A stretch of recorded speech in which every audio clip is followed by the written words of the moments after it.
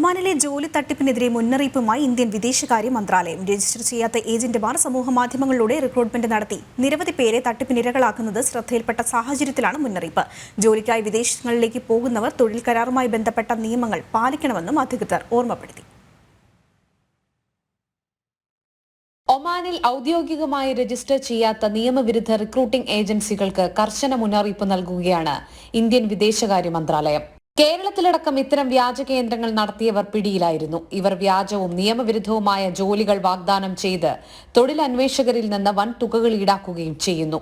Facebook, WhatsApp, text മെസ്സേജുകൾ വഴിയാണ് ഇരകളെ കണ്ടെത്തുന്നത്. കൃത്യമായ ഓഫീസോ വിലാസമോ ഇവർക്ക് ഉണ്ടാകില്ല. അതുകൊണ്ട് തന്നെ പരാതിയിൽ നടപടിയെടുക്കാനോ തട്ടിപ്പുകാരെ കണ്ടെത്താനോ സാധിക്കാറില്ല. ഗൾഫ് രാജ്യങ്ങൾ, കിഴക്കൻ യൂറോപ്യൻ രാജ്യങ്ങൾ, മധ്യേഷ്യൻ രാജ്യങ്ങൾ, ഇസ്രയേൽ, കാനഡ, മ്യാൻമർ എന്നിവിടങ്ങളിൽ ജോലി വാഗ്ദാനം ചെയ്ത് തട്ടിപ്പ് നടത്തുന്ന സംഘങ്ങൾ വ്യാപകമാണ്. വീട്ടുജോലിക്കെന്ന വ്യാജേന സ്ത്രീകളെ എത്തിച്ച ശേഷം മറ്റു ജോലികൾക്ക് പ്രേരിപ്പിച്ച നിരവധി പരാതികൾ അടുത്തിടെ ലഭിച്ചതായി ഇന്ത്യൻ വിദേശകാര്യ മന്ത്രാലയം അറിയിച്ചു. തൊഴിലന്വേഷകർ വിദേശങ്ങളിലേക്ക് പുറപ്പെടുന്നതിന് മുൻപ് തൊഴിൽ കരാർ പരിശോധിക്കണമെന്ന് അധികൃതർ മുന്നറിയിപ്പ് നൽകി. വിദേശ തൊഴിലുടമ, റിക്രൂട്ട്മെന്റ് ഏജന്റ്, എമിഗ്രന്റ് വർക്കർ എന്നിവർ ഒപ്പിട്ട തൊഴിൽ കരാറിനു മാത്രമേ സാധുതയുള്ളൂ. തൊഴിൽ കരാറിൽ ശമ്പളവും മറ്റു ആനുകൂല്യങ്ങളും സംബന്ധിച്ച് വ്യക്തതയും ഉണ്ടായിരിക്കണം. ജനം, ദുബായ്.